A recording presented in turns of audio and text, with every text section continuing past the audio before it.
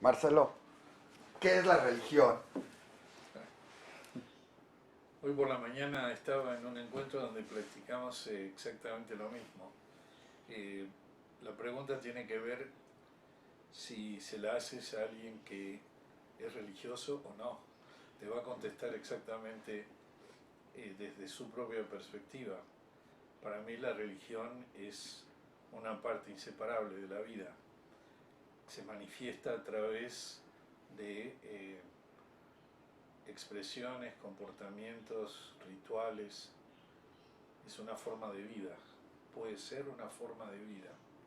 Y porque hay diferentes religiones en un momento dado. Es una forma de vida, pero hay diferentes religiones que a veces hasta como que son muy parecidas y a veces como que son muy diferentes. Bueno, también hay diferentes seres humanos. Lo importante del espectro es que imagínate qué hubiera sido de la humanidad si no hubiera habido más que una nota musical, o qué hubiera sido de la humanidad si hubiera existido apenas un color.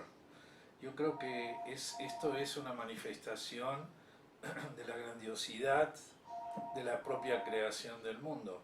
Y son diferentes formas de expresiones que permiten y que buscan manifestar lo divino, manifestar la presencia de Dios. Ahora, lo importante es en todas las religiones buscar el, lo común, porque en la mayoría de las religiones tenemos características comunes, de la misma manera como en la casi totalidad de los seres humanos tenemos valores que son comunes. Entonces lo que buscamos, lo que debemos buscar es resaltar y ocuparnos más en lo que es una causa común que en lo que es las diferencias o lo que son las diferencias entre las personas. Hace poco me enseñaron una caricatura donde se veía un personaje con una túnica blanca, largo, y había tres personas jalándole, uno la pierna, el otro el brazo, el otro brazo, y otra era un judío, un católico, un musulmán, cada uno jalándole como que representando al mismo Dios. Es un mismo Dios, hay diferentes dioses, porque dices, uno en común podría ser que es un mismo Dios, simplemente cada uno diferente. Mira, eh, alguien me contó una vez una historia que dice que le preguntaron a un oso cuál era la diferencia entre un judío, un musulmán o un católico. Y él dice, la verdad es que para mí todos saben iguales. ¿Sí? Creo que eso tiene que ver con cómo enfocamos las cosas y cómo hacemos las preguntas. Yo me preocuparía más en tratar de entender que Dios es uno, que Dios es uno y nos habla a todos y que lo podemos escuchar de maneras diferentes de acuerdo a las creencias de cada uno. Pero yo no creo que ningún Dios es un Dios que busca destruir la humanidad.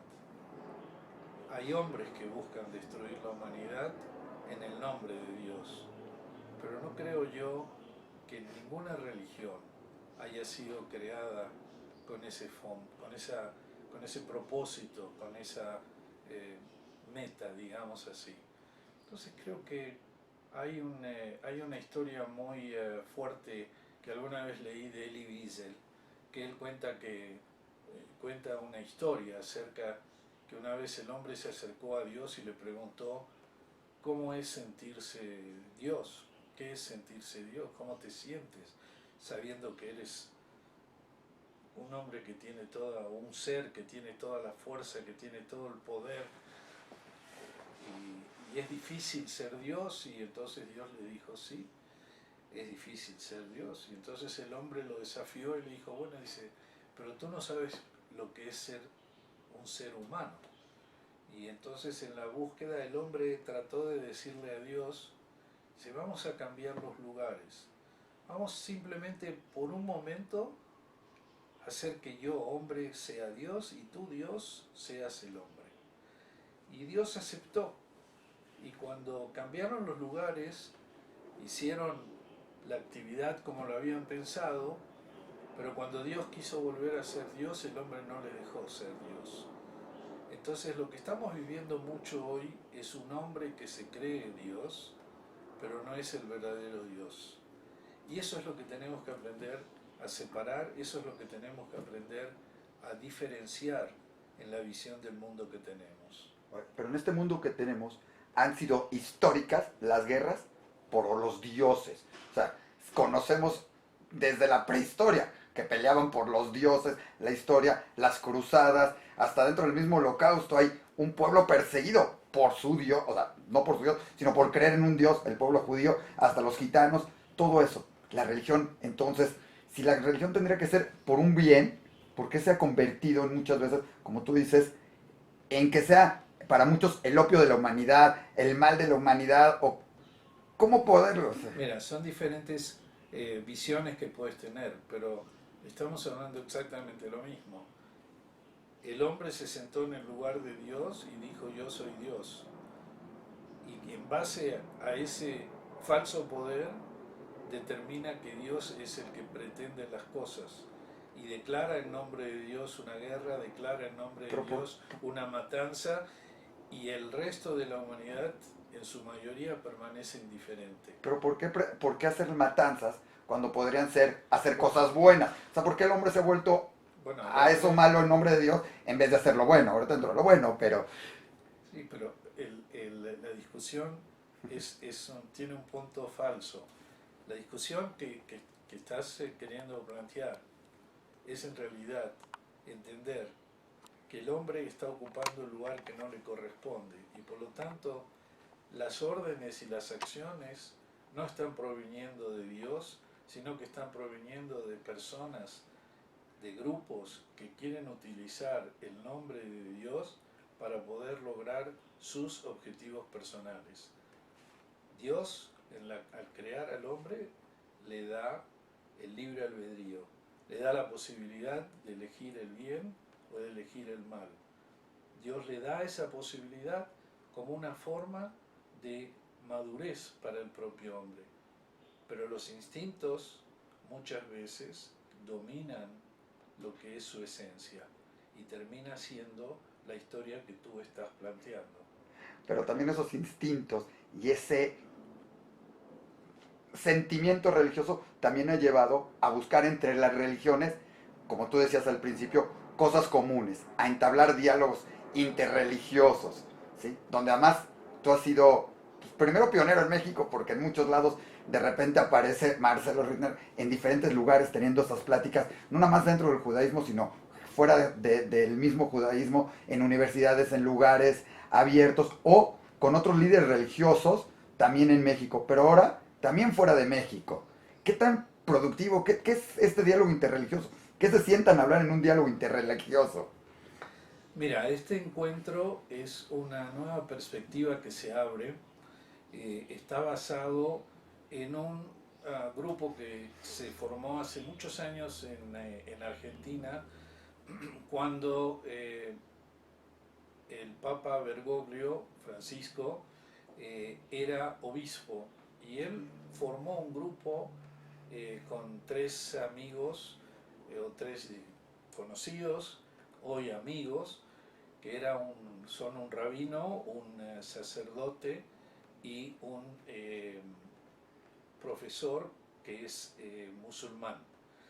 Y ellos desarrollaron muchísimos trabajos positivos de diálogo que lo que buscan es justamente mostrar la realidad, tratar de destruir esas barreras como alguien hoy está provocándolas, tratar justamente en términos religiosos de destruir esas barreras, de poder entender que tenemos diferentes caminos, pero que son caminos paralelos y que lo que buscamos no son cosas diferentes, sino que lo que buscamos es el bien común y lo que buscamos es un espacio en el mundo para todos.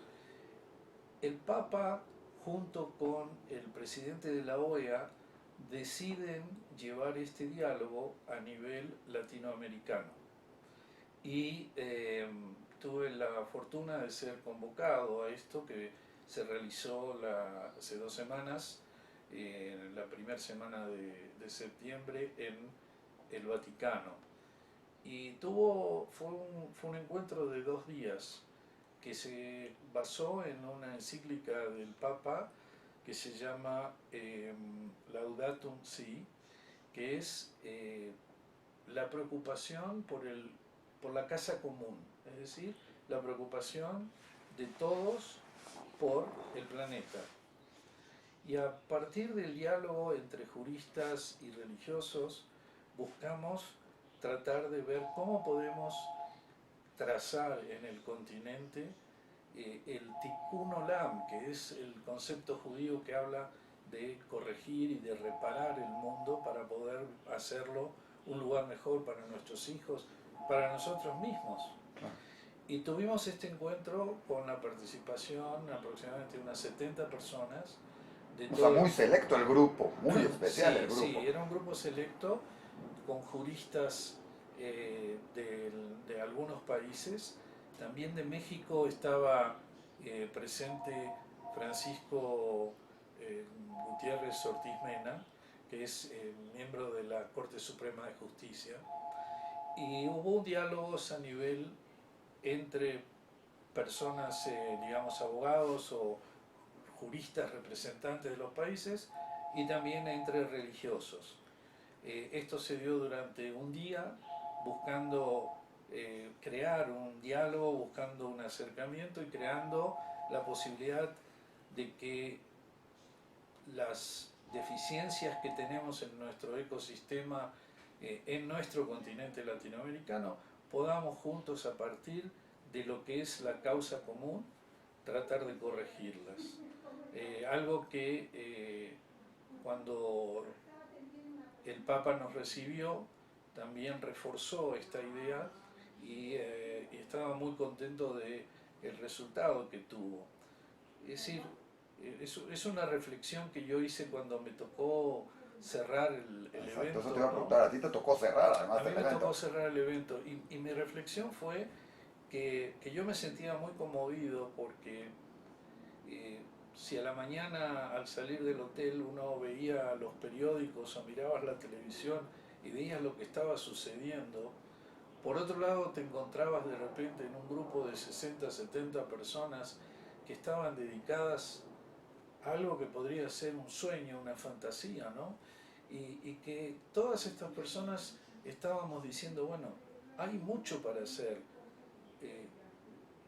Heschel lo dijo de alguna forma muy clara. Heschel, el teólogo judío, sí, él dijo una vez que en una sociedad algunos somos culpables, pero todos somos responsables. Y yo creo que ese es el mensaje que nosotros tuvimos.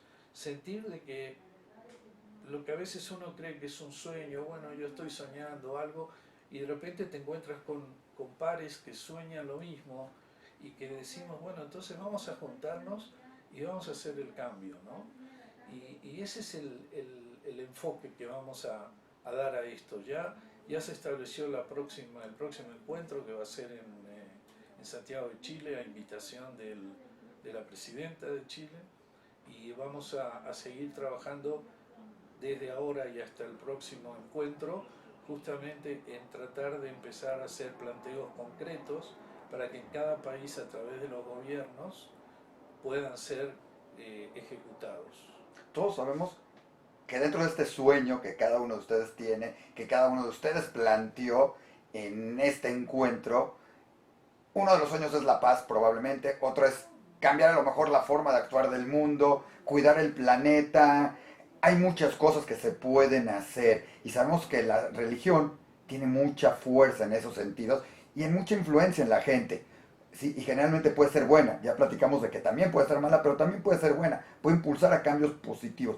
Dentro de todo eso, dentro de lo que se planteó, ya sé que tienen un próximo encuentro, pero ¿qué dije? O sea, ¿cuál es el principal enfoque? ¿Cuál es la principal preocupación? ¿Qué es lo principal que decían? Eso es lo que hay que hacer hoy en día. Pláticas, diálogos, cambiar esto, buscar la ecología. ¿Qué sería lo primero que tendrían que hacer? Mira, el objetivo primordial es establecer el diálogo porque en muchos lugares no existe. Al crear ese diálogo comienzas a crear confianza y buscas el acercamiento entre las personas. Cuando tienes un diálogo y tienes acercamiento entre las personas, las posibilidades son infinitas. Y ese es el primer paso. El objetivo es muy claro, el objetivo es tratar de que el mundo, es decir, el continente, tratar que las personas que tienen faltas como agua, como vivienda, como alimentos, también todo el sobrecalentamiento que vivimos y todo esto, es decir, tratar de crear un espacio donde vivimos mejor, porque si no lo hacemos, terminamos siendo nosotros cómplices de lo que estamos quejándonos. Entonces tenemos que actuar, y sobre ese es el encuentro. Mira, yo siempre me he caracterizado por ser práctico. Claro, a mí me gusta soñar, pero cuando el sueño lleva a un cambio. Y he vuelto muy emocionado con la perspectiva de que esto pueda implicar un nuevo momento. Pero para que se dé un nuevo momento se necesita de muchísimos seres humanos que se comprometan con esto. Entonces la idea es comenzar a divulgar, hablar de la necesidad, mostrar los números de lo que en cada país ocurre y junto con autoridades, no confrontando autoridades, sino junto con autoridades, tratar de buscar las formas para establecer ese cambio para próximas generaciones. Suena todo muy bonito, tú dices, eres muy práctico. ¿Podríamos esperar que entonces el resultado de esto sea que en el próximo sermón del cura, padre, la próxima drashá del rabino, el próximo del imán, se hable de ecología en vez de únicamente de Dios, se busque cambiar en ese sentido y ese es el camino? O siendo más prácticos, porque suena muy bien, pero cuando tienes que tocar que también es gobierno y tienes que hablar con gobierno y cambiar la mentalidad de mucha gente. O sea, no, yo creo que nada más con el diálogo y pararse un Shabbat y decir, señores, hay que cuidar el planeta, ¿sí? No tiren la basura fuera del lugar, contaminen menos. Yo no sé si eso cambia el mundo. A lo mejor ayuda un poquito. ¿Qué se puede hacer? ¿Qué vieron? Porque creo que se puede hacer mucho más cuando se juntaron varias religiones y no a discutir sobre la existencia de Dios, porque muchos dirían, fue un diálogo entre religiosos, entonces se sentaron a discutir si Dios y el otro Dios no. Yo creo que hablaron de otras cosas por lo que veo. ¿Cómo lo ves tú como práctico para México? ¿Qué piensas tú que tenemos que hacer en México? Porque no creo que quieras quedarte nada más en que el próximo Shabbat hables ante la congregación y la próxima plática. Creo que hay que hacer más, pero mucho toca al gobierno y toca a la gente. ¿Cómo lograr esto para que no quede, como tú dices, en un sueño y en reuniones de cuates de encontrarnos? Ay, la próxima nos encontramos en Santiago y la próxima los invito a México y se puede ver muy padre, pero ¿qué hacerlo real? Para hacer esto real, como tú dices, práctico. Mira, si tuviera la oportunidad de venir a Betel, descubrirías que este es un tema que desde el púlpito los rabinos hablamos hace mucho tiempo. Sí. Porque esto es la base de nuestra visión judía. Ser judío es ser parte de tu medio, ser judío es parte de algo mayor que tú mismo. Nosotros nos enfocamos mucho en el trabajo social. Tenemos actividades como el grupo TAM, tenemos actividades que te puedo enumerar una lista enorme que tú conoces y que la gente conoce también, porque nosotros consideramos que esa es la mejor forma de educar a la gente, mostrándoles que cuando dos personas se acercan se va perdiendo la desconfianza, ¿sí? Y hay una expresión que enseña esto muy bonito, que dice que ¿por qué dos personas se gritan? Dice, porque no están cerca, porque cuando se acercan automáticamente el grito desaparece. Acá es lo mismo, en la medida en que nosotros tenemos prejuicios y tenemos tabúes sobre cosas de la misma manera como el otro tiene hacia ti, entonces uno se grita porque hay de por medio un muro que no nos permite ni vernos ni escucharnos. Y eso sucede hasta en las parejas, pero eso O sea, el grito y la de eso sucede en las parejas, en la relación No, familiar y pero entre todos lados. sucede en cualquier instancia de la vida. Entonces, esto es una oportunidad de realmente sumarte a algo que otros también están planeando. Y es lo que vamos a tratar. Eh, Ojalá muchos rabinos lo hablaran. Pero te voy a decir algo, no es un secreto. En el judaísmo, el propio Papa, fíjate interesantemente en su trabajo, el propio Papa basa parte de su planteamiento en toda la primera parte de Bereshit, acerca de cómo Dios crea el universo, los valores que se establecen, las condiciones, y finalmente le dice al hombre, te estoy creando y esto es tuyo, ¿sí? Haz uso de esto, pero es tu responsabilidad. Claro. Y eso es lo que estamos retomando. Pero hace 1 o 2 semanas se leyó en la Torá justamente principios, ¿sí? Que cuando sales a la guerra, ¿qué es lo que no debes destruir?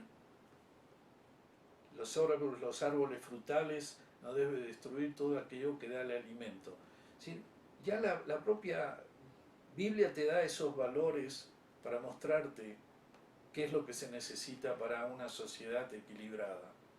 Y eso es lo que tenemos que retomar, que esos valores, que todo eso que nos tiene indiferentes, lo hagamos para hacer del mundo algo diferente.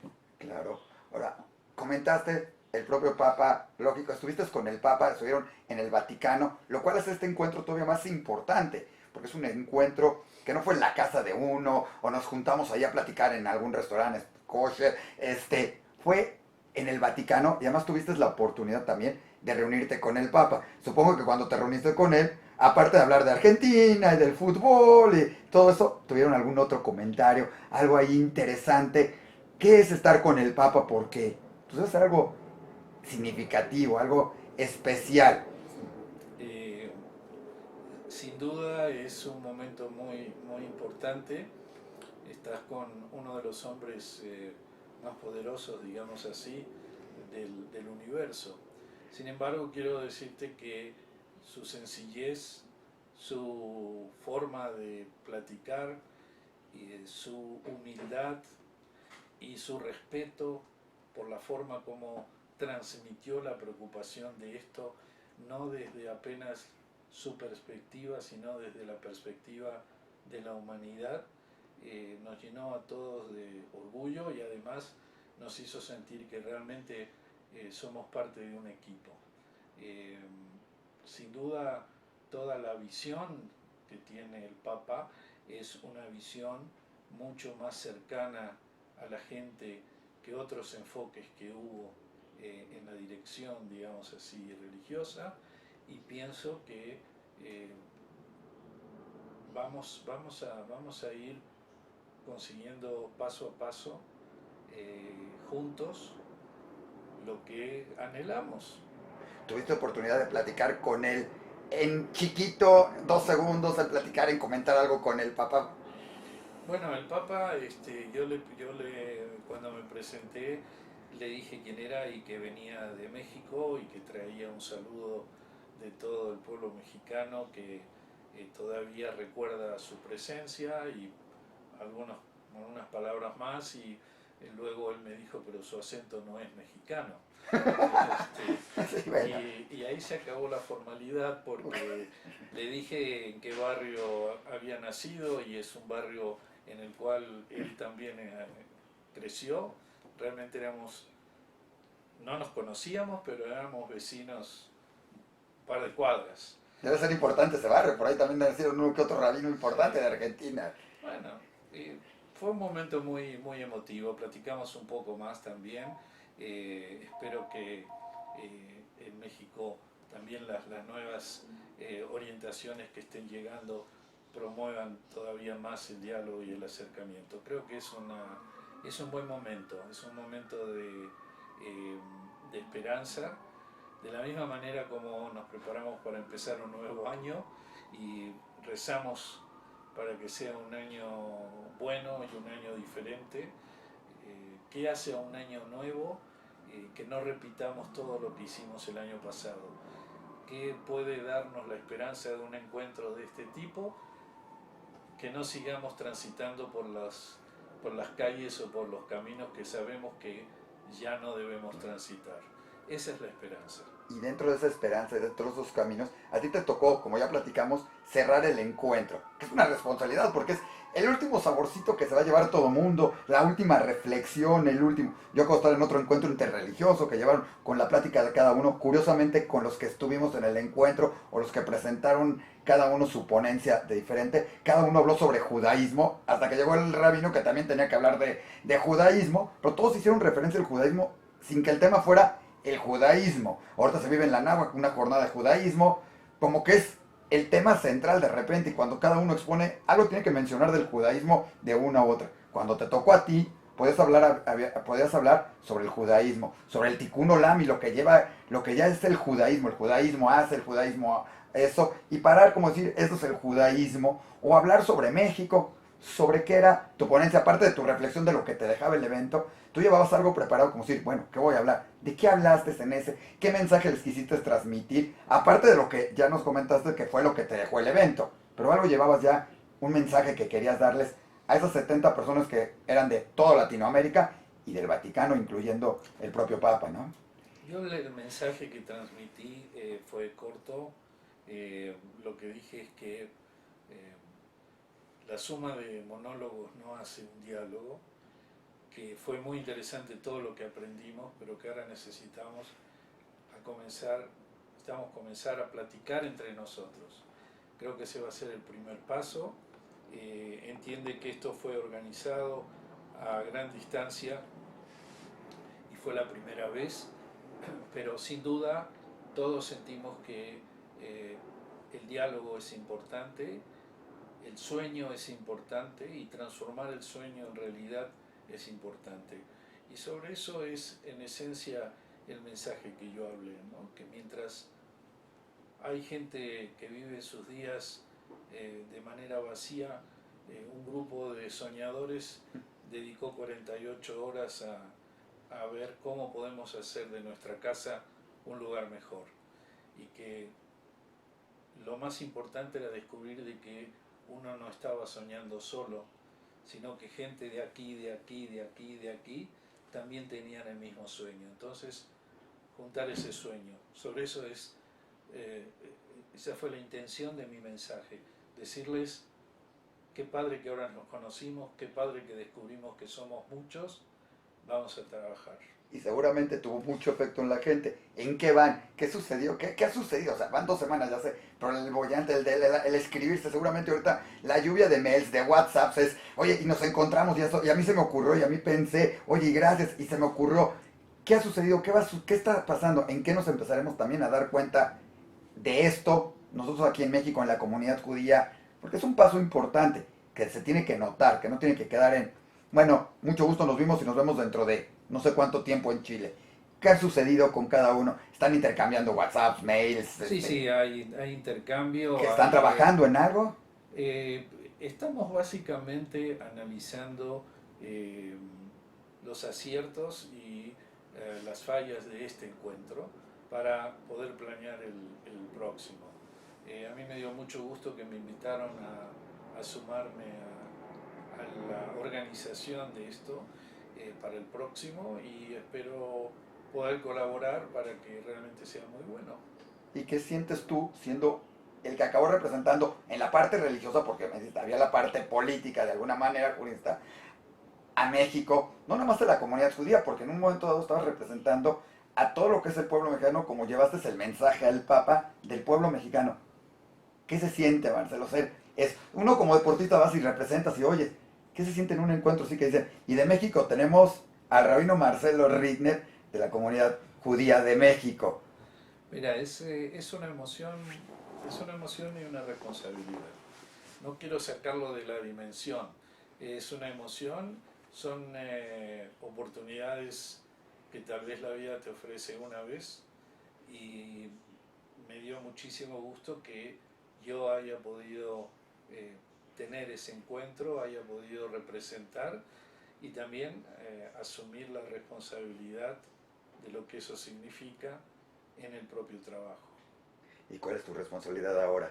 ¿Qué nos vas a contagiar, Marcelo? ¿Qué Ahora nos vas a dejar de tarea a todos también? No, ahora mi responsabilidad es dedicarme a preparar mis prédicas para Rosh Hashanah y Yom Kippur y poder desearle a todos, por tu intermedio, si me permites, que realmente 5777 sea el mejor año de nuestras vidas, sea el mejor año como individuos, como comunidades, como país, y podamos encontrar todo aquello que sentimos que tanto nos falta y que podamos hacerlo a través de volvernos diferentes en lugar de indiferentes.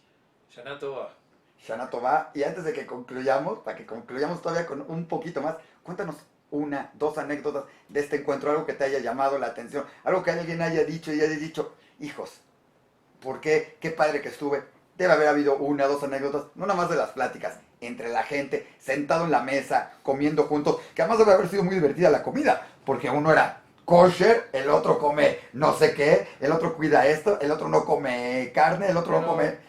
Pero, ¿qué anécdotas tuvo ahí? Dos, tres anécdotas, una, Mira, algo la primera era, bueno, a mí me causó muchísima gracia porque cuando estábamos subiendo a encontrarnos con el Papa en el salón que nos habían asignado, había que subir como 3 pisos de escaleras y eran 3 pisos, los pisos son de techo doble, entonces era como 5 pisos por lo menos de escaleras, bellísimas, pero eran 5 pisos. claro. Y entonces a medida que íbamos subiendo íbamos platicando y algunas de las personas decían yo le voy a pedir al Papa que por favor me bendiga, otro decía yo le voy a pedir al Papa que por favor rece con nosotros por la paz, y cada uno iba expresando suyo. Entonces en un momento alguien se volteó hacia mí y me dijo, Marcelo, ¿tú qué vas a pedirle al Papa? Yo le dije, bueno, yo le voy a pedir que ponga escalera eléctrica. Tenía que ser Marcelo. Esperamos que la cumpla, Marcelo. Sí, porque realmente se hizo bastante cansado subirlo. Oye, hubo momentos muy simpáticos. pues muchas felicidades, ha sido bien interesante, no nada más por estar con el Papa, no nada más por estar en el Vaticano, sino porque en cada diálogo interreligioso o de personas diferentes de alguna manera, porque además aquí estaban rabinos o personas religiosas, curas, padres, con gente política, o sea, una parte jurídica, que eso todavía lo hace como que más interesante el diálogo, Sin duda, sin duda.